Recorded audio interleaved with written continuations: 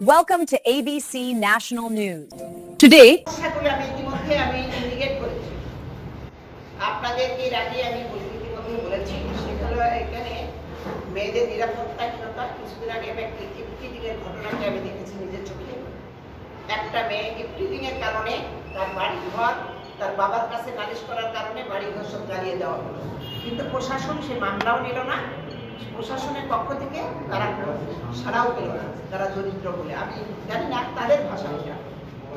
এই যে নিরাপত্তাহীন জীবন নারীদের, এটা আমি অবশ্যই আমার মতো করে দেখব।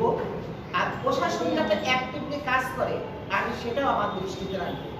এবং এই ভেড়ামারা মিরপুরের স্টেশন বলেন, বাস কাউন্টার বলেন, অপরিকল্পিতভাবে যে বাজারঘাট যেভাবে বেড়ে উঠেছে, এগুলো আমি সব কিছুকে আমি ইনশাল্লাহ সংস্কার করে যেন একদম পৌরসভার যে নিয়ম নীতি সেটাকে মেনে যেন হয় সেই ব্যবস্থা করব। আচ্ছা, আমরা জেনেছি যে আপনি একজন ভালো ক্রীড়াবিদ ছিলেন। তো যেহেতু আপনি একজন নারী ভালো ক্রীড়াবিদ ছিলেন, এই নারীদের ক্রীড়া নিয়ে কি আপনার কোনো পরিকল্পনা আছে? অবশ্যই আছে।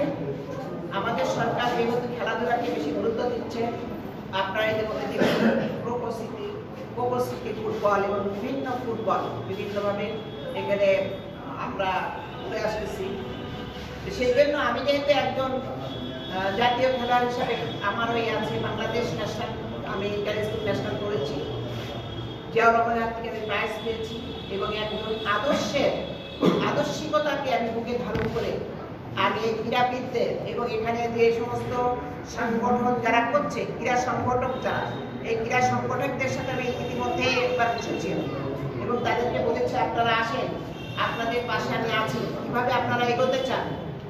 এবং এর সাথে আমাদের যে নতুন ভোটার এবং ইয়াং জেনারেশন, আমরা তাদেরকে আগে নিয়ে আসি এই ক্রীড়াঙ্গনে, এই কালচারালে, এই ডিবেটে আমরা তাদেরকে সম্পৃক্ত করতে চাই।